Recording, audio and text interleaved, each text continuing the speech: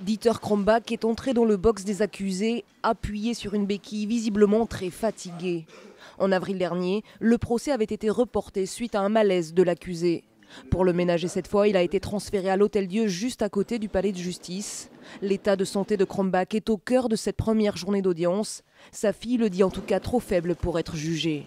Il ne peut pas finir il finit une phrase ou deux et après il ne se rappelle plus de la première. Après il dit qu'est-ce que je voulais dire et après il est complètement déplanté, je ne sais pas comment on dit en français. Il avait sa petite chambre à Fresnes et maintenant on l'a mis là, il n'a rien, il n'a pas un peigne, pas ses lunettes, pas rien, zéro.